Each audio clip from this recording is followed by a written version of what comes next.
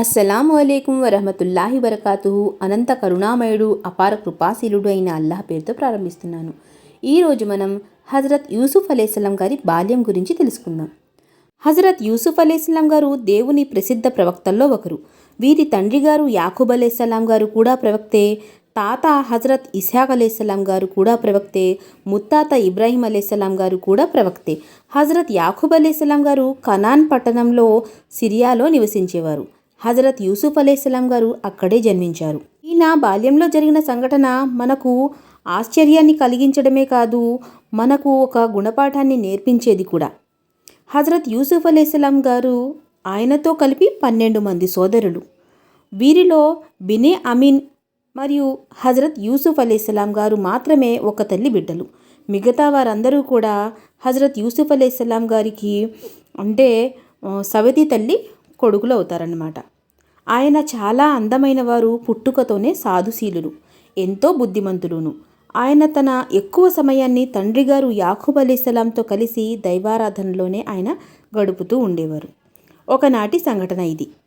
హజరత్ యూసుఫ్ అలైహిస్సలాం గారు నిద్ర నుండి మేలుకొని యాకూబ్ అలైహిస్సలాంతో ఇలా అన్నారు: నాన్నగారు, రాత్రి నేను ఒక కలగన్నాను. ఆ కలలో 11 నక్షత్రాలు మరియు సూర్యచంద్రులు నాకు సాష్టాంగపడుతున్నాయి అని.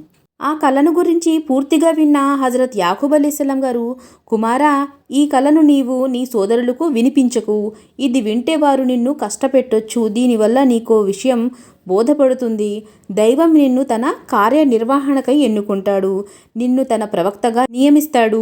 నీకు ఉత్తమ జ్ఞానాన్ని ప్రసాదిస్తాడు.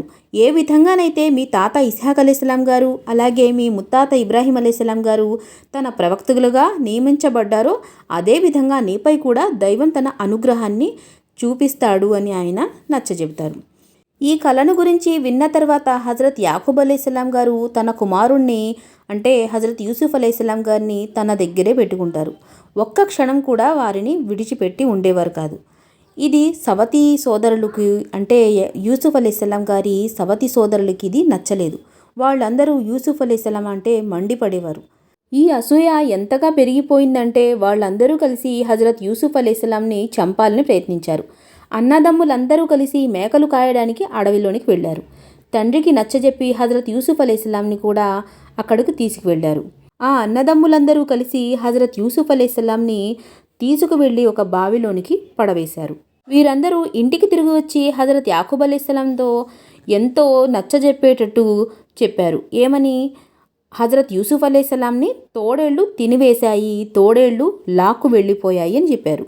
ఆ మాటలకు హజరత్ యాకూబ్ అలైహిస్సలాం గారు ఎంతో రోధించారు, ఎంతో దుఃఖించారు, దైవం దగ్గర మొరపెట్టుకున్నారు.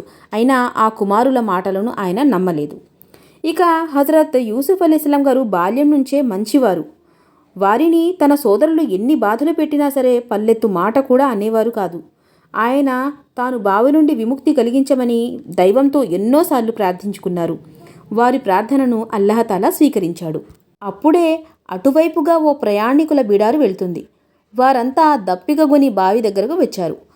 ఒక మనిషిని బావిలోంచి నీళ్లు తోడేందుకు తీసుకురమ్మని ఒక వ్యక్తిని బావి దగ్గరకు పంపించారు.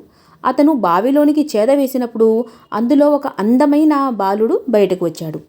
అతను ఎంతో సంతోషించి తోటి ప్రయాణికులతో ఈ విషయం చెప్పాడు. అంతా కలిసి బాలుడిని పైకి తీశారు. వారందరూ ఈజిప్టుకు వెళ్తున్నారు. ఈ పట్నం చేరుకోగానే హజరత్ యూసుఫ్ అలైహిస్సలాం గారిని వాళ్ళు అమ్మేశారు.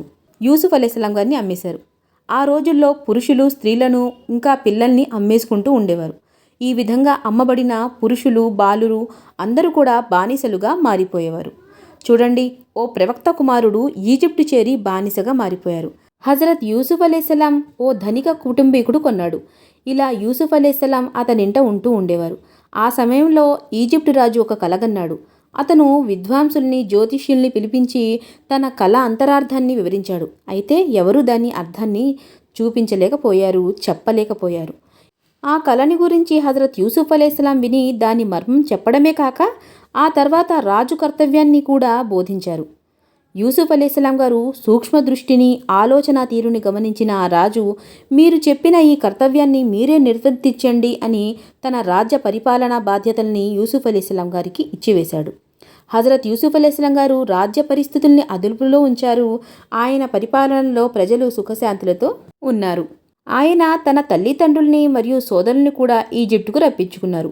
వీళ్ళందరూ ఈజిప్టు చేరుకున్న సమయంలో హజరత్ యూసుఫ్ అలైహిస్సలాం గారు రాజ్య సింహాసనంపై ఆసీనులై ఉన్నారు. ఇది గమనించి వారందరూ తలలు వంచి ప్రమాణం చేశారు. దీన్ని గమనించి యూసుఫ్ అలైహిస్సలాం గారు యాకూబ్ అలైహిస్సలాం గారితో అంటున్నారు, నాన్నగారు, ఇదే నా చిన్ననాటి కలకు అంతరార్థం. మీరు మరియు అమ్మగారు సూర్యచంద్రులు 11 నక్షత్రాలు నా సోదరులు. అంటే ఆయన కల వచ్చింది 11 నక్షత్రాలు సూర్యచంద్రులు కూడా సజ్దా చేస్తున్నట్లు. చూడండి, అల్లాహ్ ఈ కలను ఏ విధంగా నిజం చేసి చూపించాడు. నా ప్రభువు నాకెంతో మేలు చేశాడు. శైతాన్ మా సోదరుల్లో ఎడబాటు బీజాన్ని నాటాడు. అయితే దైవం ఏదైతే చేస్తాడో దాన్ని ఎవరూ గ్రహించలేరు. ఆయన అన్నీ తెలిసినవాడు, ఇంకా ఎంతో వివేకం కలవాడు అని ఆయన చెప్పడం జరిగింది. ఇదే విషయాన్ని సూరే యూసుఫ్లో కూడా మనం చదువుతాం. అయితే అల్లాహ్ మనందరికీ ఇలాంటి ఎన్నో విషయాలను తెలుసుకుని వాటిపైన ఆచరించే సద్బుద్ధిని ప్రసాదించాలని దువా చేస్తూ ముగిస్తున్నాను. అస్సలాము అలైకుం వరహమతుల్లాహి వబరకాతుహు.